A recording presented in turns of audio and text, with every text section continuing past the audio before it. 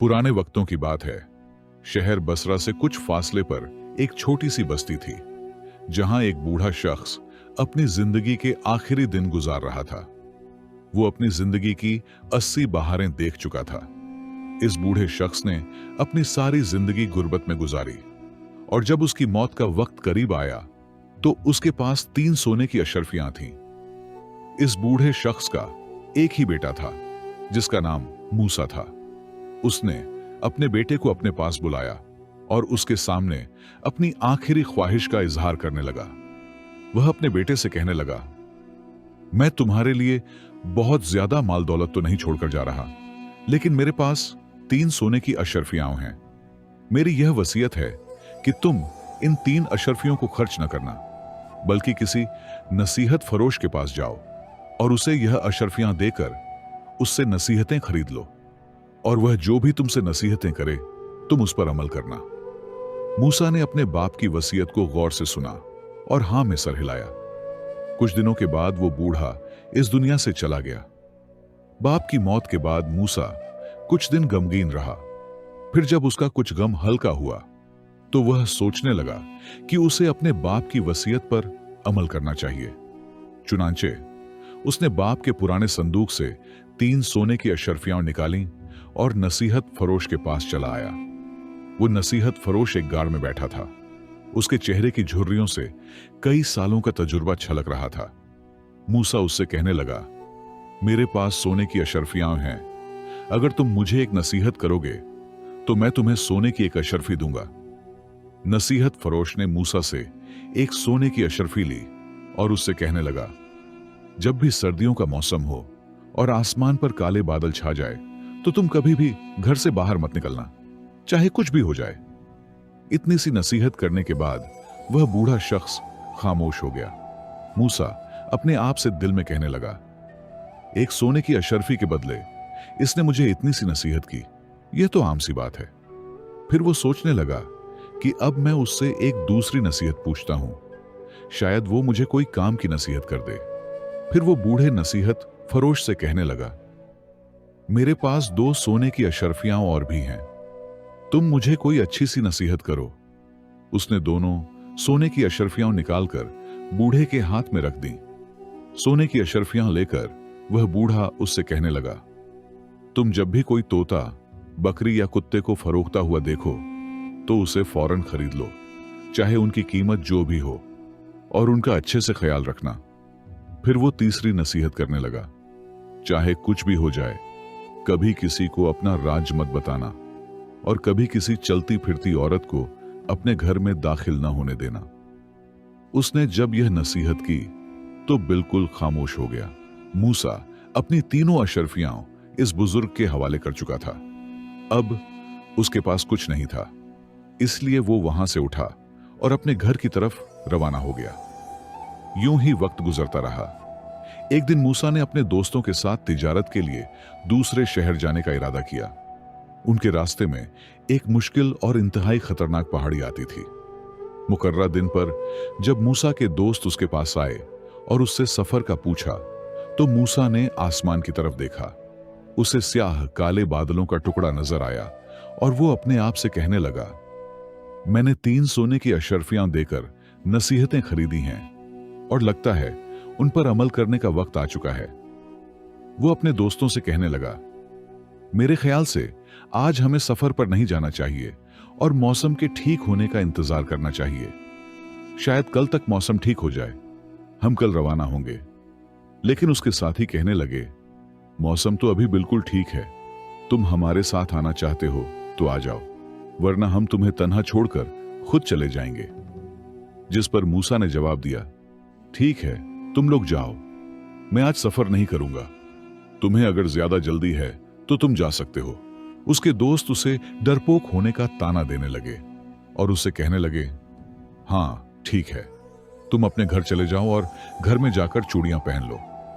यह कहकर उसके दोनों दोस्त सफर पर निकल पड़े। चलते चलते वो दोनों दोस्त उसी पहाड़ी के खतरनाक सिरे पर जा पहुंचे। वहां पर पहुंचते ही उन्होंने देखा कि अचानक मौसम खराब हो गया। आसमान पर बिजली कड़कने लगी और अचानक बर्फानी तूफान आ गया। वो दोनों दोस्त रास्ता भटक गए और खतरनाक तूफान की जद में आ गए। उन्होंने अपने आप को बचाने की बहुत कोशिश की, लेकिन तूफान ने उन्हें अपनी लपेट में ले लिया और वह दोनों वहीं पर मारे गए। जब अगला दिन हुआ तो आसमान बिल्कुल साफ हो चुका था। मूसा ने जब देखा कि आज मौसम बिल्कुल ठीक है, तो उसने अपने सफर का आगाज किया और उसी पहाड़ी की तरफ चल पड़ा। उसी पहाड़ी के सिरे पर जाकर उसने देखा कि उसके दोनों दोस्त बर्फानी तूफान में मारे जा चुके हैं। वह अपने दोस्तों के करीब गया और उनका मुआयना करने लगा और उसने देखा कि उसके दोनों दोस्तों की जेब में इस दीनार से भरी हुई थैलियां थीं। उसने जब दीनार गिने तो वो पूरे 300 थे। उसने वो रकम ली और फिर अपने सफर पर रवाना हो गया। रास्ते में चलते हुए मूसा सोचने लगा कि उस नसीहत फरोश की पहली नसीहत सच साबित हो चुकी थी और उसके काम भी आ गई थी। अगर उसने अपने बूढ़े बाप की वसीयत पर अमल न किया होता और उस नसीहत फरोश से नसीहतें न खरीदी होती, तो शायद आज वह भी इस तूफान की जद में आकर अपनी जान से हाथ धो बैठता। लेकिन न सिर्फ वो अपनी मंजिल पर बाहिफाजत पहुंच गया, बल्कि उसे 300 दीनार पड़े हुए भी मिल गए, जिनकी कीमत उन 3 सोने की अशरफियों के बराबर थी। बाजार में पहुंचकर उसने तिजारत की और फिर अपने घर वापस आ गया। कुछ दिनों के बाद वो बगदाद के बाजार में पहुंचा, जहां पर एक आदमी बैठा हुआ था जो एक तोता, एक बकरी और एक कुत्ता बेच रहा था। मूसा ने जब यह देखा तो उसे फौरन उसी नसीहत फरोश की नसीहत याद आई। वो फौरन उस अजनबी शख्स के पास गया और उससे कहने लगा, भाई, इन तीनों की क्या कीमत है? वो अजनबी शख्स कहने लगा, मैं इन तीनों के 300 दीनार लूंगा। बाजार में खड़े लोग उसकी बात सुनकर हंसने लगे और उससे कहने लगे, एक तोते, एक बकरी और एक कुत्ते का 300 दीनार? इसीलिए तुम तब से यूं ही बैठे हुए हो और कोई भी तुमसे कुछ भी नहीं खरीद रहा। यह सुनकर मूसा जल्दी से आगे बढ़ा और 300 दीनार की थैली उसके हवाले की और तीनों जानवर खरीदकर अपने घर आ गया। घर आकर वह सोचने लगा, मैं अब इनका क्या करूं? मेरा बाप भी इस दुनिया से चला गया, मेरे दोस्त भी तूफान में मारे गए और मेरे पास जो रकम थी उससे मैंने जानवर खरीद लिए। इन जानवरों की हालत भी बहुत बुरी है। अब मैं इनका क्या करूं? क्या मैं इन्हें आगे बेच दूं या फिर बकरी को ज़िबह करके खा जाऊं और कुत्ते को अपनी रखवाली के लिए रख लूं और तोते के साथ बातें करता रहूं? आखिर मैं इनका करूं तो करूं क्या? वह सारा दिन इन्हीं ख्यालों में डूबा रहा। रात का वक्त हुआ तो वह पड़े पड़े सो गया। रात को उसने ख्वाब देखा, एक बहुत बड़ा खजाना किसी गाड़ में पड़ा है और वह खुद नंगे पांव पहाड़ों में भटकता हुआ उस गाड़ की तलाश कर रहा है। सुबह जब मूसा की आंख खुली तो वह अपने उसी ख्वाब के बारे में सोचने लगा। उसे समझ नहीं आ रही थी कि उसका ख्वाब सच्चा है या झूठा, लेकिन उसने फैसला किया कि वह घर में भी फारग ही पड़ा है, क्यों ना वो उस गाड़ को तलाश करे। वो फौरन से उठा और उस गाड़ की तलाश में निकल पड़ा। वो सारा दिन पहाड़ों में घूमता रहा, लेकिन उसे वो गाड़ ना मिली। इसीलिए उसने कुछ घास काटी और अपने तीर कमान से एक शिकार किया और फिर घर आ गया। घर आकर उसने घास बकरी के आगे डाल दी और जो शिकार था उसमें से कुछ कच्चा गोश्त कुत्ते को डाल दिया और कुछ खुद पकाकर खा गया, जबकि तोते के सामने उसने कुछ बाजरा डाल दिया। अब यह उसका रोज का मामूल बन चुका था। वो सारा दिन उस गाड़ की तलाश करता और फिर शाम के वक्त शिकार करता और घास लेकर घर आ जाता। उसे ऐसा करते हुए काफी अरसा गुजर चुका था, लेकिन उसे नाकामी का सामना करना पड़ा। एक दिन जब वह घर में बैठा था तो उसके जहन में उसी नसीहत फरोश का ख्याल आया। उसने सोचा कि उसे एक मर्तबा फिर उसके पास जाना चाहिए, हो सकता है वह उसकी कुछ मदद कर दे।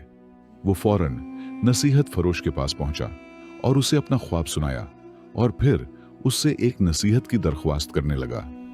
लेकिन उस नसीहत फरोश ने उसे कोई नसीहत न की और सिर्फ इतना ही कहा, मैंने तुम्हें जो नसीहतें की थीं, तुम्हारे लिए वही काफी हैं। तुम उन्हीं नसीहतों पर अमल करते हुए अपनी जिंदगी गुजारो। हालात जैसे भी हो जाए, तुम कभी हिम्मत ना हारना। यह कहकर वो बूढ़ा शख्स खामोश हो गया और मूसा वहां से चला गया। मूसा फिर वापस अपने घर आ गया।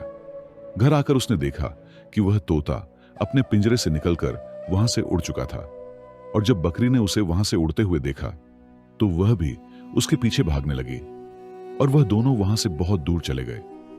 मूसा तोते और बकरी को घर से गायब देखकर बहुत परेशान हुआ, लेकिन चूंकि रात का वक्त हो चुका था, इसलिए उसने फैसला किया कि अब वह सुबह उनकी तलाश में निकलेगा।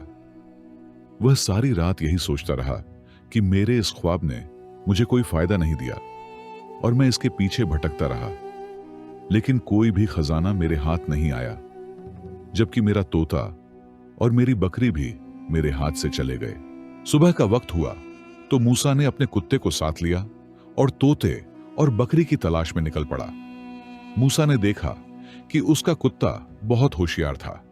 जिस रास्ते से बकरी चलती जा रही थी वो उसे सूंघता हुआ पहाड़ों की तरफ निकल गया, जबकि मूसा उसके पीछे पीछे चलता रहा। वो कुत्ता पहाड़ों के एक अजीब से रास्ते पर जा पहुंचा और एक गाड़ के सामने जाकर रुक गया।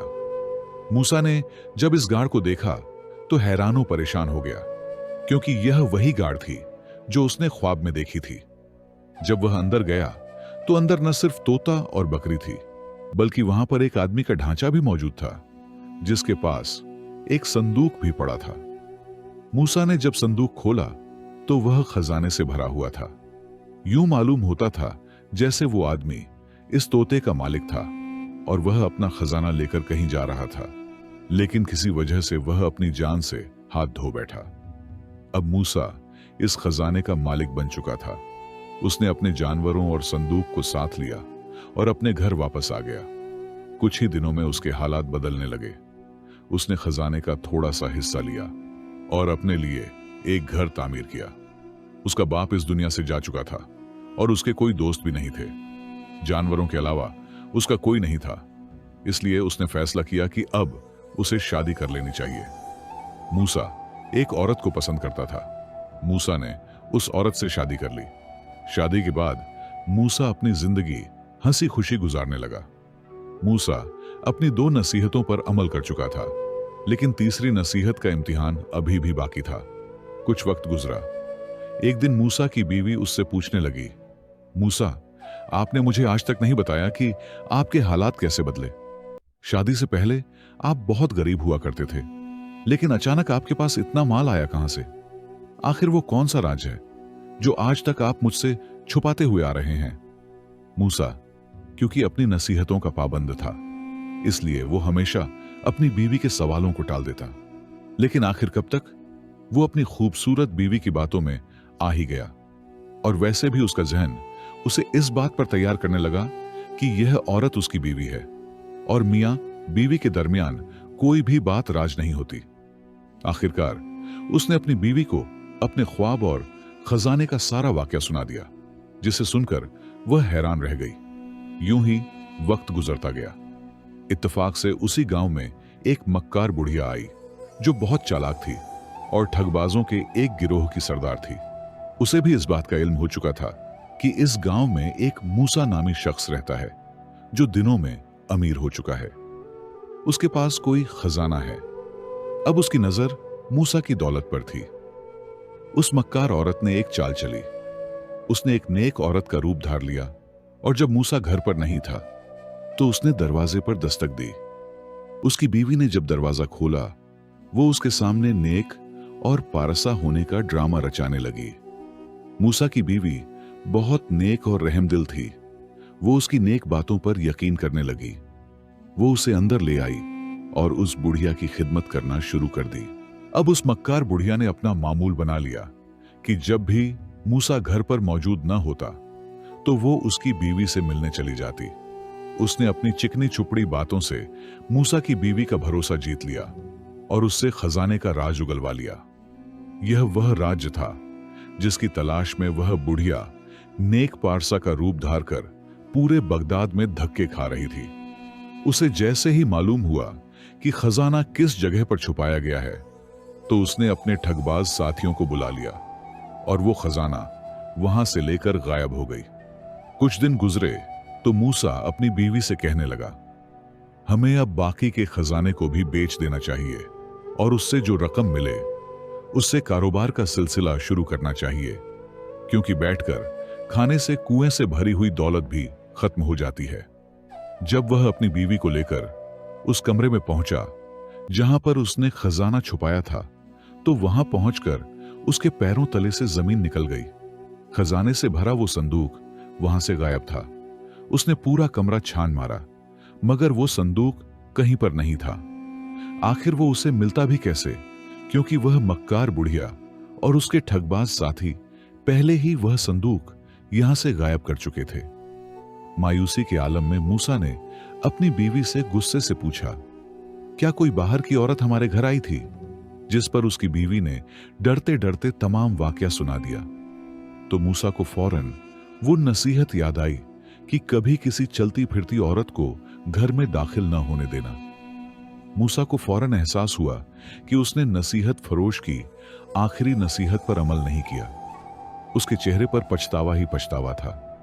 वो अपना सर पकड़कर बैठ गया और अफसोस से कहने लगा, अगर मैंने उस बूढ़े की इस नसीहत पर अमल किया होता तो आज मुझे यह दिन न देखना पड़ता।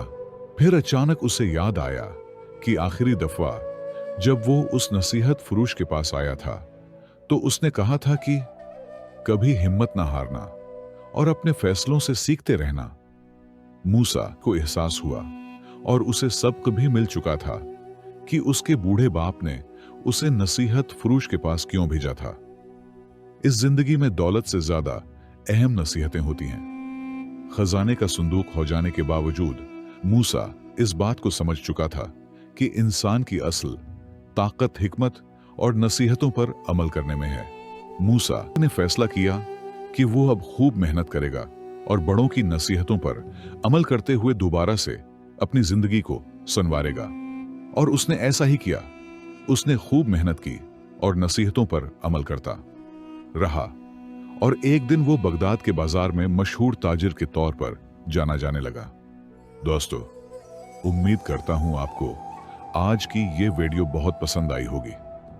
पसंद आने की सूरत में इस वीडियो को लाइक करके अपने दोस्तों के साथ लाजिमी शेयर कीजिएगा और हमारे इस चैनल को भी सब्सक्राइब कीजिएगा।